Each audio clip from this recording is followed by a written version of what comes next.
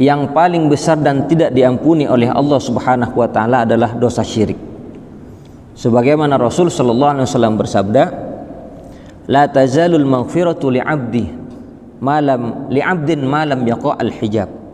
Senantiasa ampunan Allah akan berlaku bagi hamba selama tidak ada hijab. Lalu bertanya sahabat, "Ya Rasulullah, wa mal hijab?" Apa hijab? Apa penghalang untuk mendapatkan ampunan Allah? Rasul bersabda, al-isyraku billah, yakni syirik kepada Allah. Ma min nafsin talaqahullah, tidaklah satu jiwa berjumpa dengan Allah Subhanahu wa taala dan dia tidak melakukan perbuatan dosa syirik, meskipun dosanya banyak, itu masih diampuni oleh Allah Subhanahu wa taala.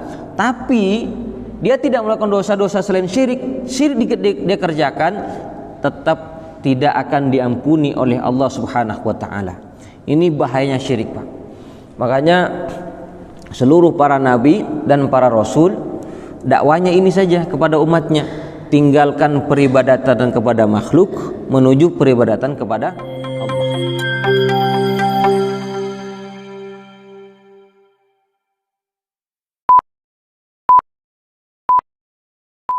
Assalamualaikum warahmatullahi wabarakatuh. Bismillahirrahmanirrahim. Alhamdulillahi rabbil alamin, wal aqibatu lil muttaqin, fala udwana illa 'alal zalimin. Wassalatu wassalamu ala asyrafil anbiya wal mursalin, nabiyyina Muhammadin sallallahu alaihi wasallam wa ala alihi wa sahabatihi ajma'in, amma ba'd. Allahumma anfa'na bima 'allamtana wa 'allimna ma yanfa'una wa zidna 'ilma. Allahumma inna na'udzubika min qalbin la yakhsha wa min nafsin la tashba wa min 'ilmin la yanfa wa min da'watin la yustajabu laha wa karaman ya rabbal alamin. Para hadirin hadirat, para jamaah, semoga Allah meridai kita semua, memberikan bimbingan dan hidayahnya, membuat kita selalu istiqomah di atas agama dan mematikan kita dalam keadaan husnul khatimah. Amin. Pembicaraan kita masih tentang hadis yang diriwayatkan oleh sahabat Rasul Ubadah bin As-Samit. Pertemuan sebelumnya kita membicarakan sebagian dan belum selesai. Untuk malam ini kita ulang sedikit. Saya ulang hadisnya. Bismillahirrahmanirrahim. Qala al-Imam al-Bukhari radhiyallahu anhu an Ubadata ibni Samiti anna Rasulullah sallallahu ta'ala alaihi wa alihi wa sallam qala, dari Ubadah bin As-Samit bahwasanya Rasulullah sallallahu alaihi wasallam bersabda, bai'uni ala alla tusyriku billahi syai'an ولا تسرقوا ولا تزنوا ولا تقتلوا أولادكم ولا تأتوا ببهتان تفترونه بين أيديكم وأرجلكم ولا تعصوا في معروف. Berbaiatlah kalian kepadaku, berbaiatlah, bersumpah, setialah kalian kepadaku, kata Rasul, untuk tidak menyekutukan Allah sedikit pun, untuk tidak mencuri, tidak berzina, tidak membunuh anak-anak, tidak melakukan perbuatan dusta yang dikerjakan antara tangan dan kaki kalian, dan tidak bermaksiat dalam hal yang ma'ruf. Faman wafa minkum fajruhu 'ala Allah. Barang siapa yang menunaikan di antara kalian, maka pahalanya atas Allah. Wa man asaba min dzalika syai'an fa'uqiba fid dunya fahuwa kaffaratul lah. Dan barang siapa yang melakukan hal itu sedikit pun lalu disangsi di dunia, maka ia menjadi kafarat, penghapus baginya. Wa man asaba min zalika syai'an thumma satarahu Allahu azza wa jal fahuwa ila Allah. Dan barang siapa yang melakukan itu sedikit pun kemudian Allah menutupinya, fahuwa ila Allah, maka dia tergantung kepada Allah. In syaa'a 'afa anhu wa in syaa'a 'azzabahu. Bisa jadi Allah bila Allah berkehendak Allah mengampuni langsung, atau jika Allah berkehendak menyiksanya. Fabaya'nahu 'ala dzalik, maka kami membaiat beliau untuk hal tersebut yang dikerjakan oleh sahabat Ubadah bin As-Samit beserta para sahabat yang lain datang dari Yasrib. Sebelum jadi Madinah namanya kota Yasrib.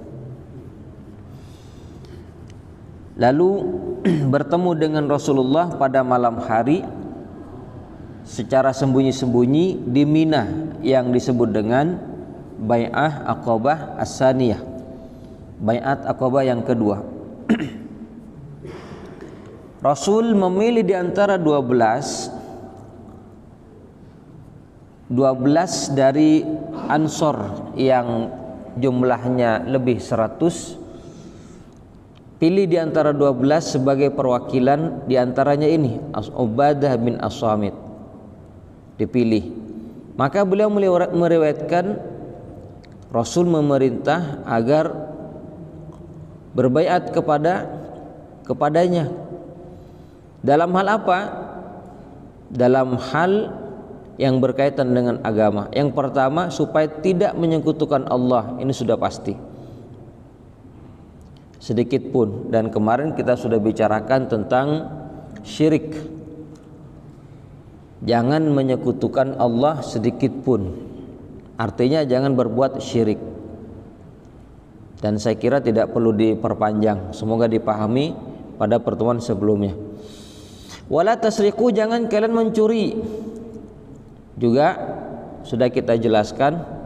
Wala taznu wala taqtulu auladakum, jangan kalian berzina dan jangan kalian membunuh anak-anak. Karena kebiasaan orang Arab jahiliyah membunuh anak yang tidak mereka inginkan. Juga sudah kita jelaskan. Wala ta'tu bi buhtanin taftarunahu baina aydikum wa arjulikum. Dan jangan kalian berbuat dusta. Buhtan artinya dusta. Tetapi perbedaannya dengan kazib. Kalau buhtan, dusta yang berakibat membahayakan orang lain. Menuduh orang itu bagian daripada dusta, buhtan. Atau menjebak orang lain supaya terjatuh kepada hal yang bermudarat. Tapi kalau kazib itu ya tidak harus bermakna orang lain, tapi dirinya dusta. Mungkin ditanya, dari mana? Dari masjid, padahal tidak ke masjid. Itu namanya kazib. Sama-sama dosa besar. Baik buhtan maupun kazib sama-sama dosa besar. Tapi yang paling besar ini buhtan. Karena selain dirinya dusta juga membahayakan orang lain. Tapi kalau kadzib saja, ya dosanya dirinya saja. Makanya di sini baina taftarunahu baina aidikum wa arjulikum, yang kalian ada-adakan kedustaan itu antara tangan dan kaki. Bukan hanya dengan lisan, antara tangan dan kaki. Kalau kazib itu oleh lisan, tapi kalau buhtan itu lebih daripada sekedar kazib. Ya mungkin rekayasa, mungkin membuat apa, intinya dikerjakan lengkap. Tangan iya, kaki juga bermain, lisan bermain. Wala ta'su fi ma'rufin, dan jangan kalian bermaksiat dalam hal yang ma'ruf. Ini secara umum. Kalau datang perintah dari Allah itu ma'ruf, jangan ditentang, jangan dilanggar. Ma'ruf sigahnya nakirah, umum. Faman wafa minkum fa ajruhu 'ala Allah. Barang siapa yang menunaikan di antara kalian janji setia tadi, maka pahalanya atas Allah adalah pasti. Maka barang siapa kalau beriman, bersyahadat, bentuk sumpah setianya dengan membaca 2 kalimat syahadat. Itu kalau sudah orang bersyahadat sudah pasti ada tuntutan selanjutnya, yakni perintah agama, syahadat. Siapa yang menunaikan, pahalanya Allah akan memberikan. Ini sudah pasti, Pak ya. Wa man asaba min dzalika syai'an. Barang siapa yang melakukan hal yang dilarang seperti berbuat syirik, berzina, mencuri, maka ada sanksi di dunia. Fauqiba fid dunya fa huwa kafaratun lahu, lalu dia disanksi di dunia akan menjadi kafarat. Tapi di sini perlu dijelaskan, karena ini maksud dengan uqiba fid dunya, ada sanksi bagi pelanggar yang sifatnya sanksi adami atau yang disebut dengan hududullah, al-had, sanksi dari Allah yang itu diterapkan oleh hakim. Sudah kita jelaskan juga pada pertemuan sebelumnya, karena memang kalau tidak ada hakim kan kacau, Pak ya. Pencurian kalau tidak ada hakim maka akan terus berlanjut. Apalagi zaman sekarang, pencurian semakin masif. Tapi hakim yang mana? Hakim yang sesuai dengan perintah Allah. Bukan hanya bermakna adil-adil menurut pikiran manusia, tetapi adil dalam ketentuan Allah. Kan gitu firman Allah. Innallaha ya'murukum an tu'addul amanat ila ahliha wa idza hakamtum bainan nas an tahkumu bil adli.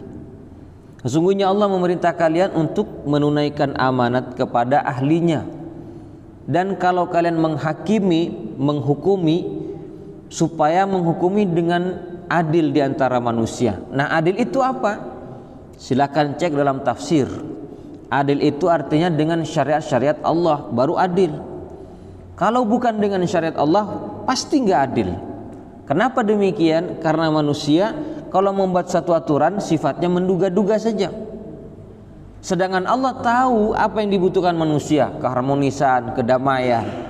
Maka diturunkanlah yang namanya syariat untuk mengatur, untuk mengangkat kezaliman, untuk menciptakan keadilan. Nah, baru di situ akan terbentuk yang namanya keadilan. Ini penting, Pak ya. Kalau ada pelanggaran lalu diterapkan yang namanya had, sanksi, maka disitulah bagi orang yang bertaubat fahuwa kafaratun lahu, maka menjadi kafarat, penghapus dosa. Cuman di sini perlu dijelaskan sedikit lebih rinci, terkecuali dosa syirik akbar atau kufur akbar, dalam fikih disebut dengan istilah murtad. Maka orang murtad dalam Islam itu nanti yang menentukan sanksinya adalah hakim, tidak boleh sembarangan orang. Hakim syar'i memanggil. Lalu disampaikan dan ditanya kenapa murtad. Maka setelah dihakimi apa sanksinya?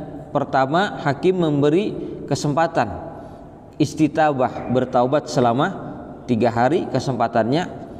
Kalau dia tidak bertaubat, tetap dalam kemurtatan, maka hakim memutuskan dia harus dipenggal kepalanya. Kan gitu hadis Rasul, man baddala dinahu faqtuluh.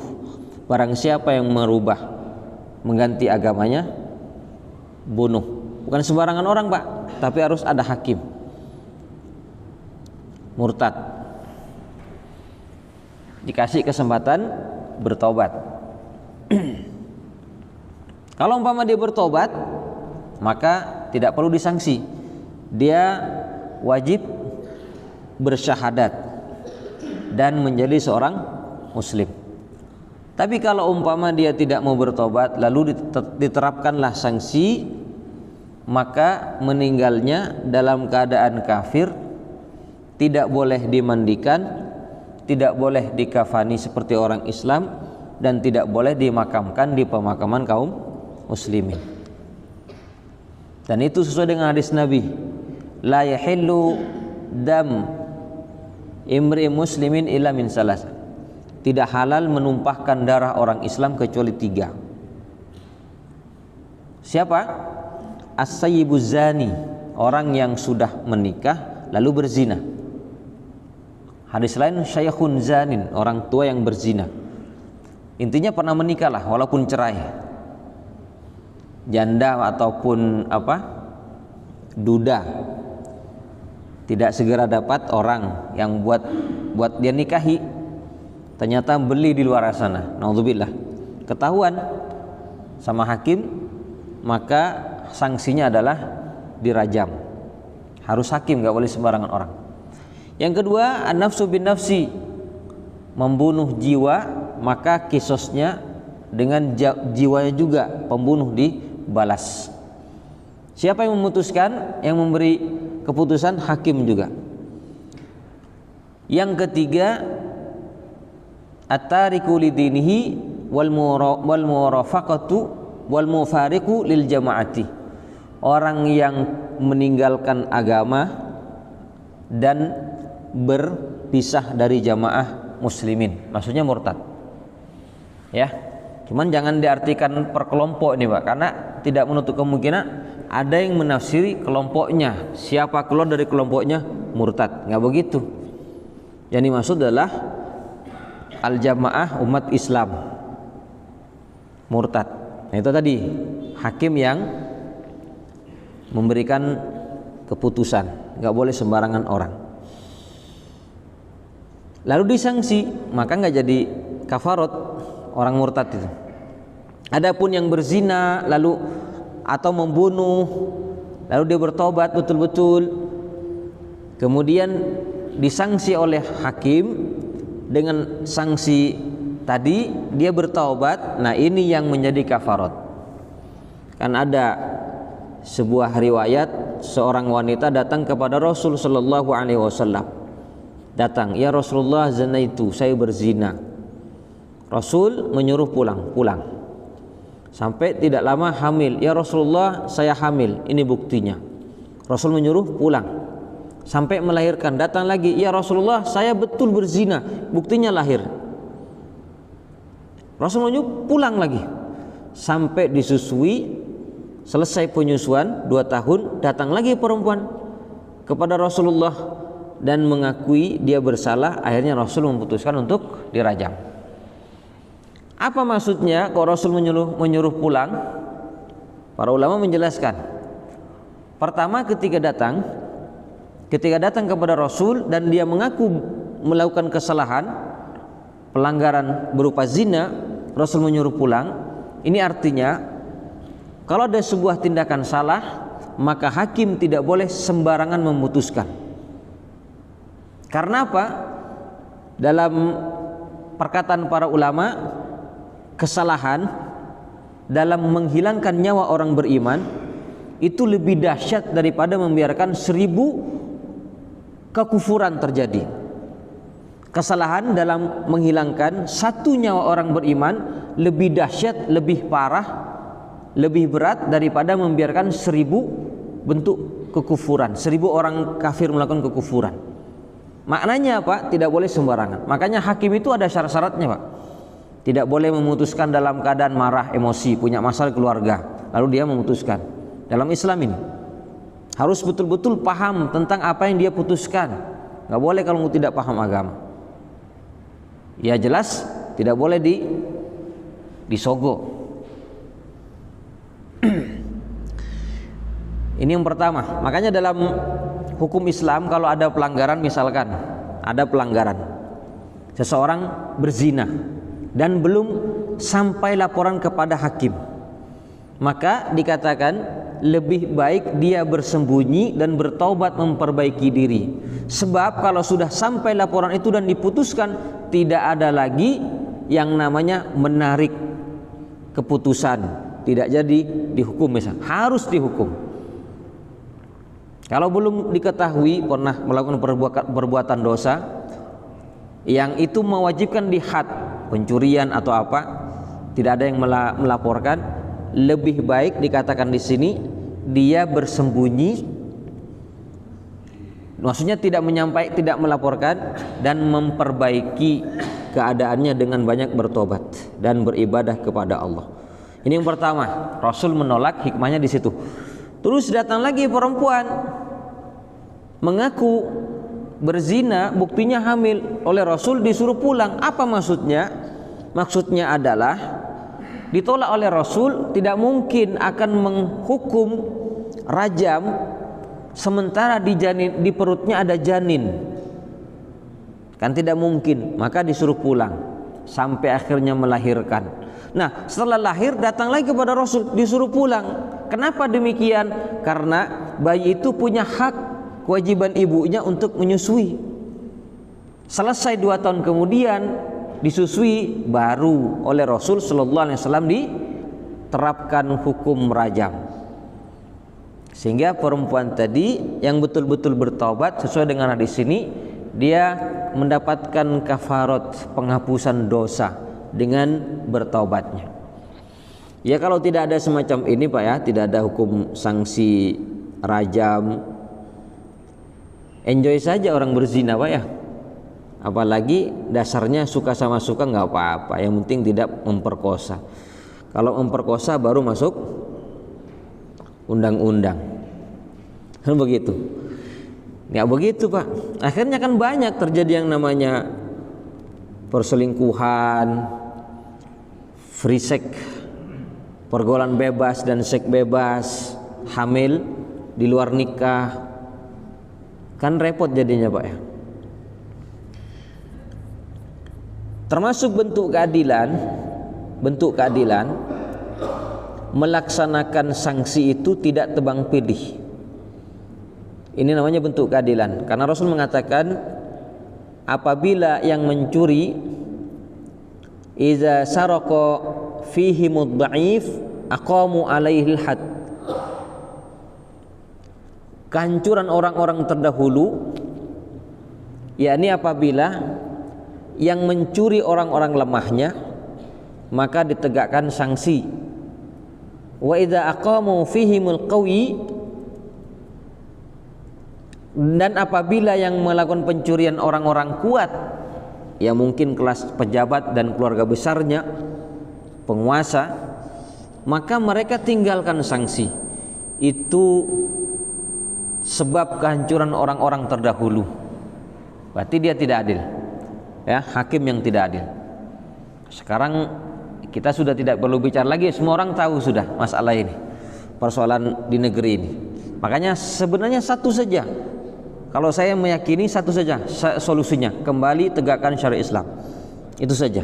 Ganti presiden, ganti presiden. Kalau sistemnya bukan Islam, saya yakin manusia itu hanya meraba-raba, menduga-duga. Kalau kembali kepada ditegakkan hukum Allah, selesai. Ya repot kan, nggak semudah itu. Ya paling tidak kita suarakan.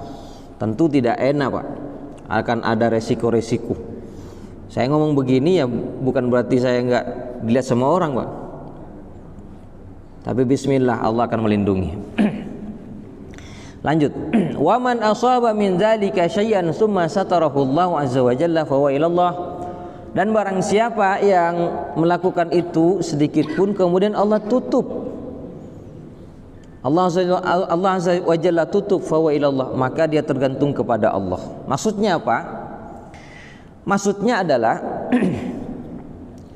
orang yang melakukan perbuatan dosa lalu oleh Allah tutup, tidak ditampakkan kepada orang lain, Allah ampuni. Kenapa? Dia bertaubat kepada Allah di dunia, bertaubat. Atau Allah tutup dengan cara Allah kasih ujian, penyakit, hidupnya sempit.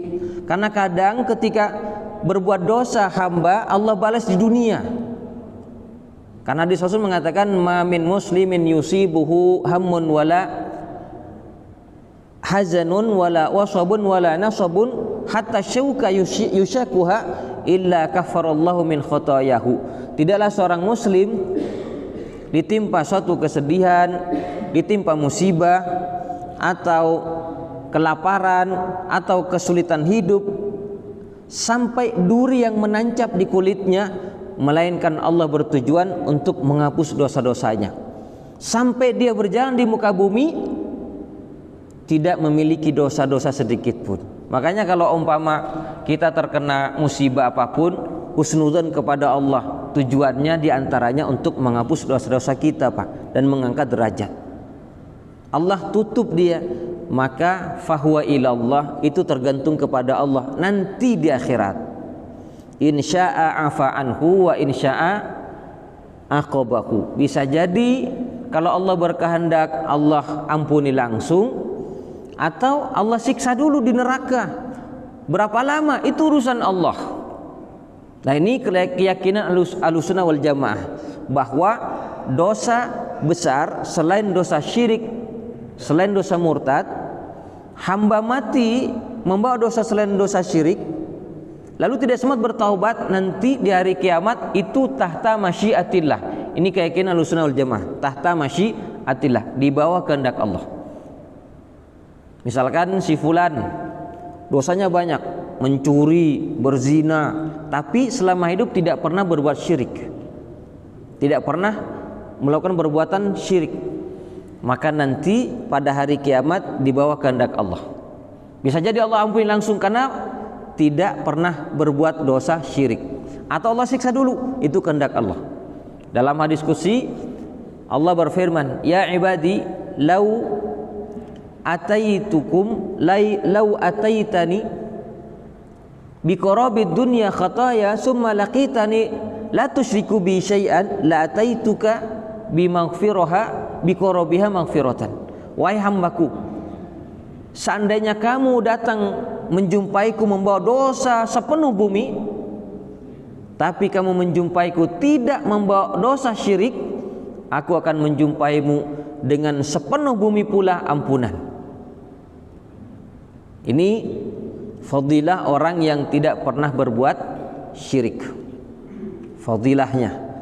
Cuman tadi kalau dosanya banyak di bawah kehendak Allah. Ini keyakinan Ahlussunnah wal Jamaah. Beda dengan pemahaman Khawarij dan Mu'tazilah. Kalau Khawarij dengan dosa-dosa besar mereka langsung memvonis orang ini kafir. Kalau misalkan ada orang berbuat berzina, ahli zina, oh ini kafir ini. Berarti ini paham Khawarij, nggak boleh dikafirkan meskipun dosanya banyak.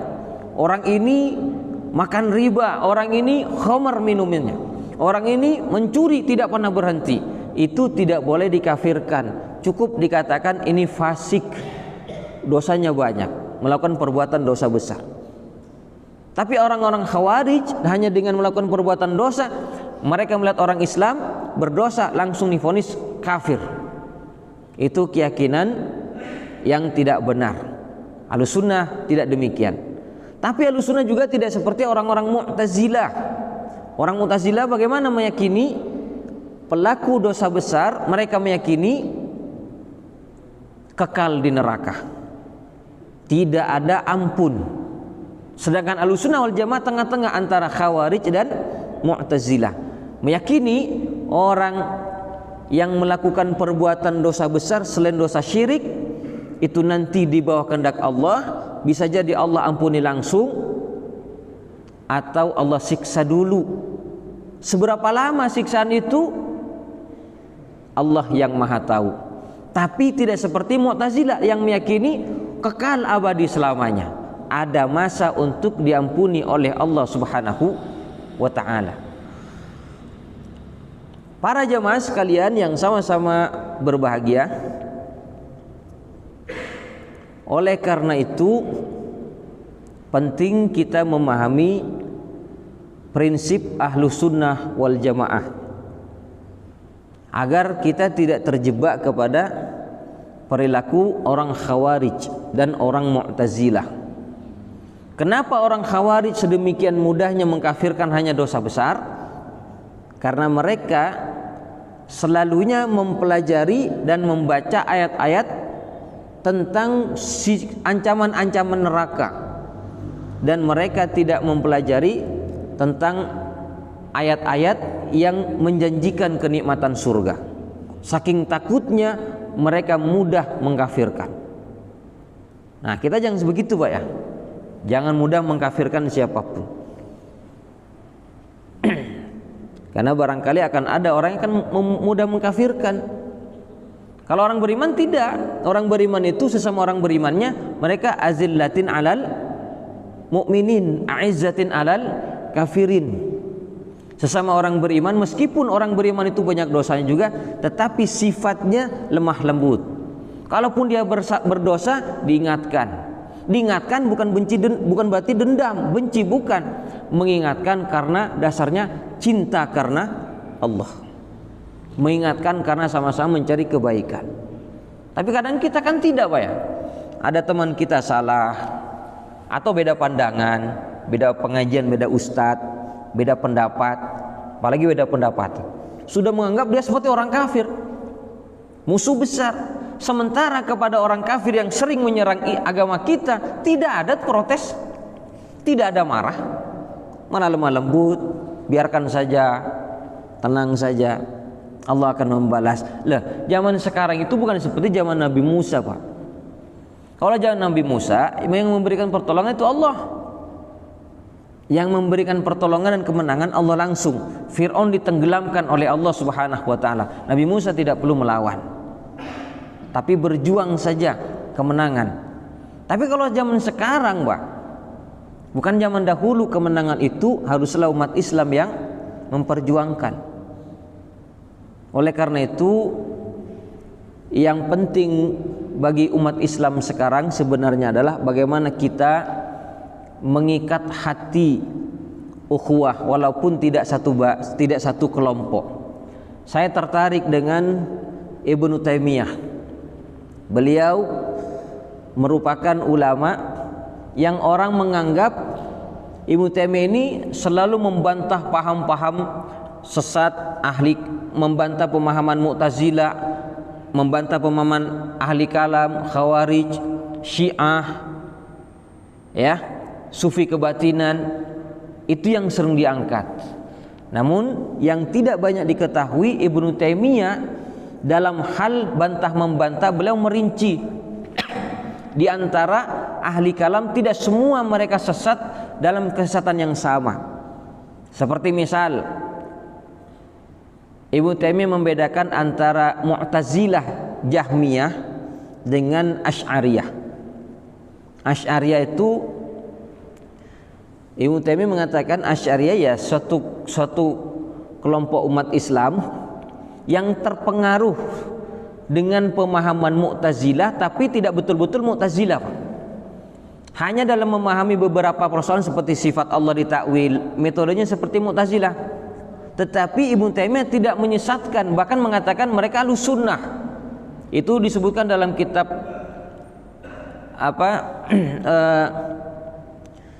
dalam kitabnya beliau mengatakan kalau di sebuah negeri atau di berbagai negeri lalu ada orang-orang Mu'tazilah, orang-orang Jahmiyah muncul, lalu orang-orang Asy'ariyah membantah orang-orang Mu'tazilah, sebenarnya mereka adalah Ahlus Sunnah wal Jamaah.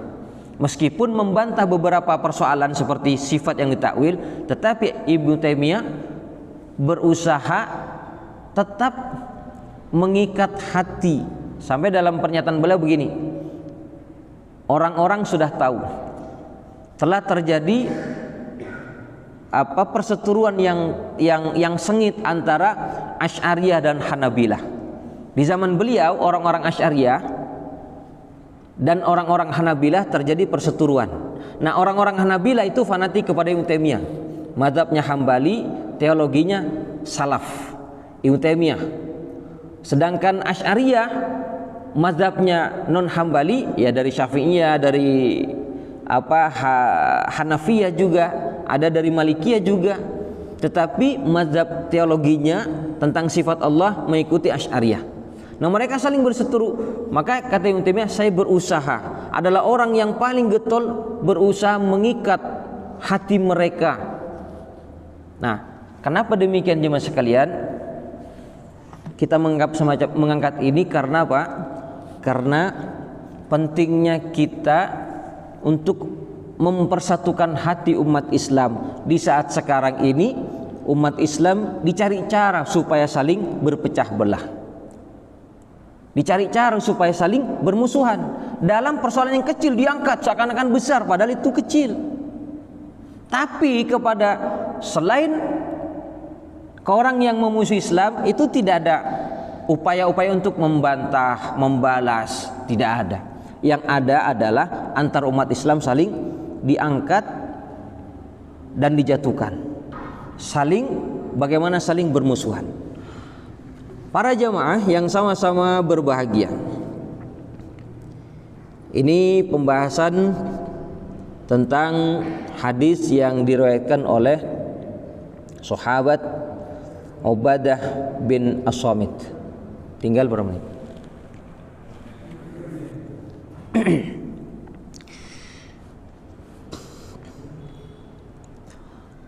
Dalam hadis ini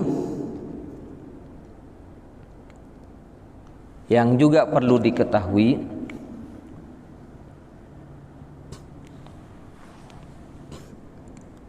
adalah dosa yang paling besar dan tidak diampuni oleh Allah Subhanahu wa taala adalah dosa syirik. Sebagaimana Rasul sallallahu alaihi wasallam bersabda, la tazalul maghfiratu li'abdin ma lam yaqa al-hijab. Senantiasa ampunan Allah akan berlaku bagi hamba selama tidak ada hijab. Lalu bertanya sahabat, ya Rasulullah, wa mal hijab? Apa hijab? Apa penghalang untuk mendapatkan ampunan Allah? Rasul bersabda, al-isyraku billah, yakni syirik kepada Allah.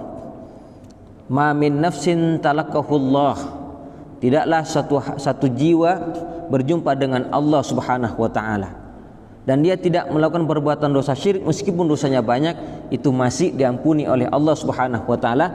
Tapi dia tidak melakukan dosa-dosa selain syirik, dia kerjakan, tetap tidak akan diampuni oleh Allah Subhanahu wa taala. Ini bahayanya syirik, Pak. Makanya seluruh para nabi dan para rasul dakwanya ini saja kepada umatnya, tinggalkan peribadatan kepada makhluk menuju peribadatan kepada Allah.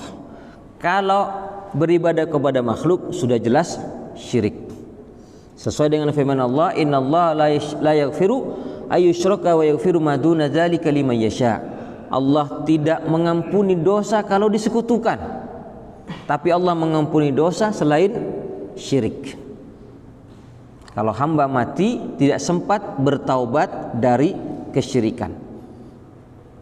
Makanya banyak hal sebenarnya bagi orang beriman ketika memperbaiki iman yang dikerjakan. Tapi untuk merusak imannya satu saja, syirik dikerjakan, hatta para nabi diancam oleh Allah tidak diterima amalnya. Demikian yang bisa kita sampaikan. Mohon maaf. Assalamualaikum warahmatullahi wabarakatuh.